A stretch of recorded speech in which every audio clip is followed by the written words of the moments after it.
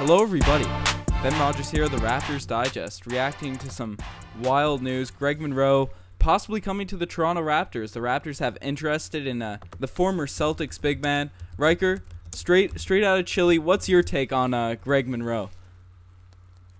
My take on Greg Monroe, it's an interesting one, and we certainly need to fill in that spot now that we've lost Jakob Poeltl. I never would have suspected to have Greg Monroe. His career, to me, is a bit of a mystery as well. He's kind of had a bit of a roller coaster ride, but from what I see, just very objectively, he's still a producing big man. He's been very reliable over his whole career, so we'll delve into whether or not he'd be a good addition to the team. Well, you mentioned it. Greg Monroe has had a wild career because in Detroit, he showed to be a promising big man. For most of his time in Detroit, averaging 14 and 9. He had a couple seasons, 16 and 10 and 15 and 9. So he's been a very strong player, especially on the offensive end of the floor. If people remember a few years back that the Knicks and the Lakers were after him heavy, trying to give him a max contract and him be the next big man of the big city. But he went to Milwaukee. Things kind of fell off a little bit. Jason Kidd threw him to the bench his second year for the team, but he still scores at a decent clip. Last season, he averaged 10 points and 6 rebounds. So he'll definitely give some production on the offensive side of the glass. But his biggest issue is his defense. So he's almost like a Jonas Light. Defense and athleticism, because what do we really want from this new Raptors team, right? Because we have fast pace and a lot of three-point shooting and defense, right? And that's the reason that we brought in Kawhi. Obviously Kawhi is Kawhi, so that's not the only reason, but that's a huge asset and probably one of the many reasons that we were willing to trade DeMar, right? Because we're replacing him with somebody who's better at defense. We still have Siakam, right? We probably weren't willing to get rid of Siakam. We have Danny Green, we have Kyle Lowry, OG. All these guys are just completely committed. So I don't know. Jakob Poeltl was fantastic at positioning, right? He was averaging, a block or two a game. So that would be a big liability. Yeah, most definitely. Yeah, you mentioned it, Yak. He gets a bad rap for his defense because he is a smaller big man, but his positioning was always solid. And that's something that's very valuable, especially with how much the bench mob moved and the energy that they had. So, yeah, do you think, because we made a video on the starting lineups that we wanted to see, and neither of us even touched on Serge Ibaka possibly being in the starting unit. And right now, he's looked at as the backup guy because Yak is gone. It doesn't look like Bebe's coming back. So, if we have Serge on the bench, do you want to see a Serge Greg Monroe backup big duo tandem sort of thing, or what? Maybe. And this is one thing that's not necessarily bad about bringing on a guy like Greg Monroe, who, like you said, he's been put into the bench role. So he was a star player, right? And he was a consistent good player. So you're bringing in a veteran who has the ability to teach, post-up moves to the younger players, right? And to give that veteran experience. But you have a guy that's also been a good player who's now used to a bench role. So he's not going to be competing for minutes. He will come in knowing and already willing to play on the bench, given he's already done it, previously in his career. So I think that part there is not bad. I don't think that Serge Ibaka and Greg Monroe is a good duo. They're both too old and slow. Yeah. That's sort of what I see. And to me, small ball is the preferred lineup. Like, I think in any given situation, this is my opinion, in any given situation, you'd only want one of Jonas Valanciunas, Serge Ibaka, or Greg Monroe out at a time. And that's at the 5 position, right? I don't think you should slide in JV and Ibaka in at the same time. Likewise, Greg Monroe and JV. Likewise, Ibaka and Greg Monroe. I see those lineups being too small, and they're just not able to stretch the floor enough either. Well, you mentioned too old. Surprisingly, Greg Monroe looks like a very old veteran player. As you said, he's only 27, so technically right now he's supposed to be entering his prime. But yes, he plays like an old guy and is not very mobile. And the reason the bench mob was so successful last year, and probably at times more successful in the starting unit, it's because they played that fast pace. And I think that's an asset that we should really bring back into this season. So would you rather see Greg Monroe playing the backup center, or do you think we should just rock it out with Serge and then maybe look for a wing or more of a true power forward to fill that last roster spot with? I'm not sure. I mean, I think that as a center, you don't necessarily need to have them shooting threes. It's always good when they do, but Greg Monroe shoots virtually 0 threes. Yep. Right? Last season, he shot 0. His whole career. I don't know if he's ever shot... His whole career, he's never taken a single three-pointer. Yep. His field goal percentage...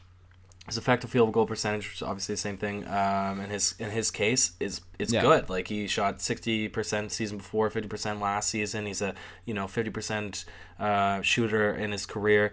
I think that Serge Ibaka, and the issue that you and I had with him last season, he just takes dumb shots. He just has seemingly zero IQ, or at least he had this unwillingness to start inside out. Right, he would always go outside in, which makes no sense. Like, it just wasn't his game. But I think if you have a guy like Greg Monroe, he knows how to play within a system a little bit better. He probably wouldn't force shots. I almost see him being, maybe this is a horrible comparison, but I almost see him being similar to that of Serge Ibaka, but maybe a bit smarter, but maybe a little bit less good at defense. So it's like a give and take. Yeah, no, that's definitely fair. I think Serge Ibaka is still like the more talented player, especially now that, because Greg Monroe really only has the back to the basket game, and you meant obviously Serge, when he's going and stuff, he's a much better defender. So yeah, do you see a need for us to fill this backup center role?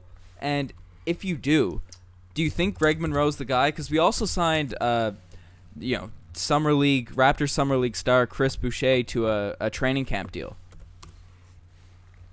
True, but what we often see in the league is that when players go down, you've become much less of a good team when you're relying on guys when you're going deep into your bench. Right, so is it bad to have Greg Monroe and then also have how do you say it? Chris Boucher? Boucher, right? To also have Chris Boucher.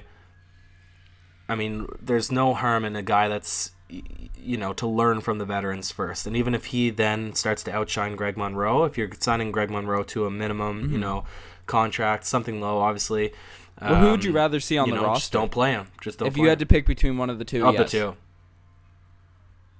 Well, you'd be foolish not to go with Greg Monroe, a player who's already proven in the league and who has some talent to give this team.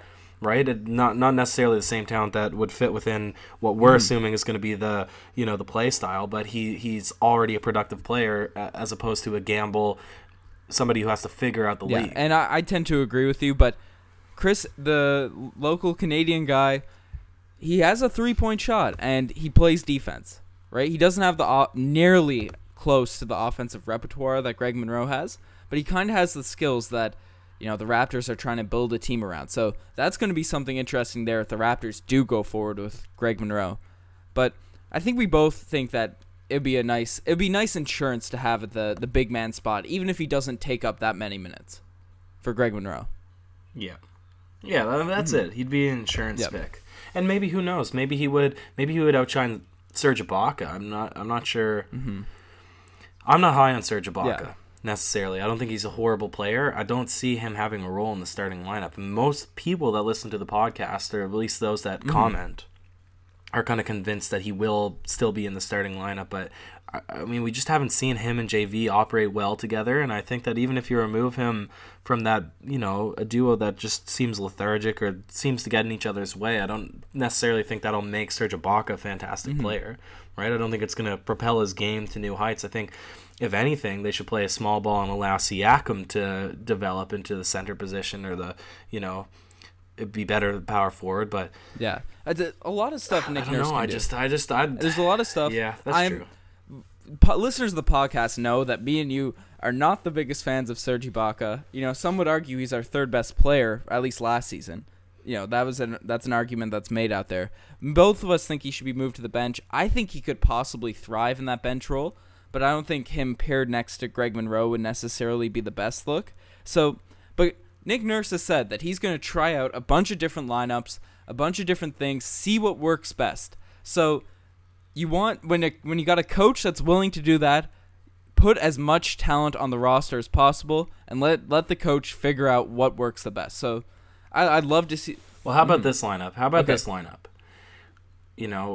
LeBron likes to play the point forward. So let's say Kawhi can play the point forward. Okay. Then we go Siakam at the 2, Greg Monroe at the 3, Ibaka at the 4, JV at the 5. Would that work? Do you think that there's any way that would work? ever. Do you think they could put him over 5 minutes and get, any points? That the league's going small, we go big. that might be the hottest take there. Yeah, we'll let the listeners of the pod know. What do you guys think of that lineup? Let us know in the comment section below. Do you guys want to see the Raptors pick up Greg Monroe, or maybe Chris Boucher, or different players around the league? Let us know in the comment section below. You're the best for listening this far. That's it. Cheers from Chile.